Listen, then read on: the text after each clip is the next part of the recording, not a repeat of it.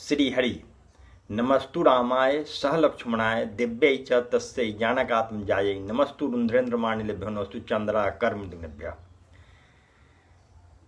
शिष्य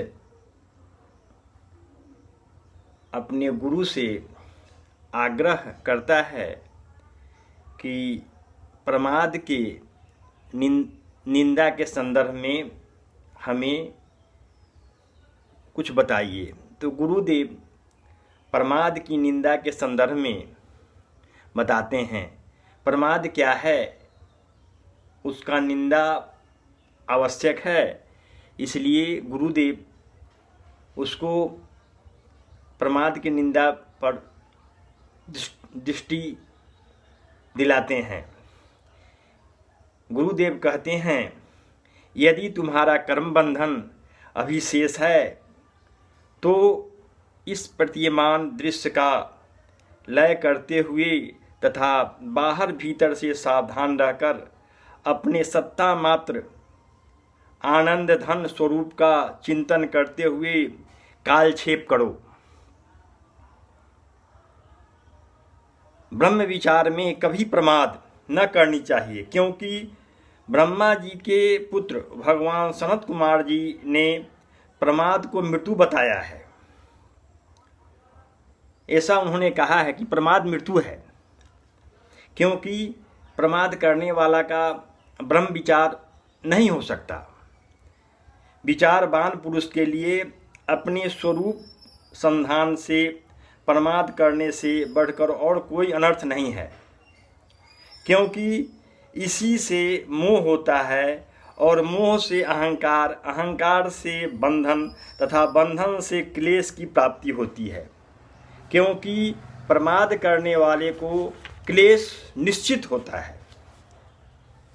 जिस प्रकार उल्टा स्त्री अपने प्रेमी जार पुरुष को उसकी बुद्धि बिगाड़ कर पागल बना देती है, उसी प्रकार विद्वान पुरुष को भी विषयों में प्रवृत्त होता देख आत्मविस्मृति बुद्धि दोष से विक्षिप्त कर देती है।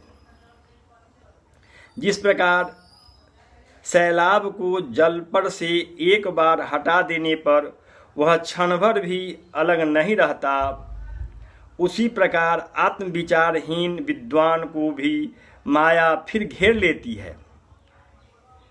जैसे असावधानतावश सीढ़ियों पर गिरी हुई खेल की गेंद एक सीढ़ी से दूसरी सीढ़ी पर गिरते हुए नीचे चली जाती है, वैसे ही यदि चित्त अपने लक्ष्य ब्रह्मा से हटकर थोड़ा सा भी बहिर्मुख हो जाता है तो वह धीरे धीरे नीचे की ओर जाना शुरू कर देता है।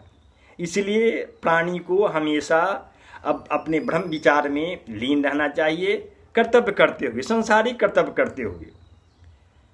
विषयों में लगा हुआ चित्त उनके गुणों का चिंतन करता है, फिर निरंतर चिंतन करने से उसकी कामना जागृत हो जाती है और कामना से पुरुष की विषयों में प्रवृत्त हो जाती है। विषयों की प्रवृत्ति से मनुष्य आत्मस्वरूप से गिर जाता है और जो एक बार स्वरूप से गिर गया उसकी निरंतर अघ पतन होता रहता है तथा पतित पुरुष का नाश के सिवाय फिर उत्थान तो प्रायः कभी देखा नहीं जाता। इसलिए संपूर्ण अनर्थों का कारण संकल्पों का त्याग कर देना चाहिए, क्योंकि प्राणी को अगर अपने ब्रह्म बुद्धि का विचार को छोड़ेगा तो वह पतन की ओर चला जाएगा। इसलिए विवेकी और ब्रह्मवेत्ता पुरुष के लिए समाधि में प्रमाद करने से बढ़कर और कोई मृत्यु नहीं है।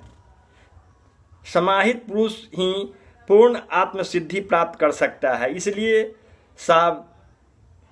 सावधानतापूर्वक चित्त को समाहित स्थिर करते हुए प्रमाद में नहीं रखना चाहिए। प्राणी को हमेशा अपने ब्रह्म बुद्धि में, ब्रह्म विचार में स्थिर रहकर अपने आत्म का उन्नति करना चाहिए, तभी ये प्राणी का कल्याण होता है। यही गुरुदेव अपने शिष्य को समझाते हैं। श्री हरि।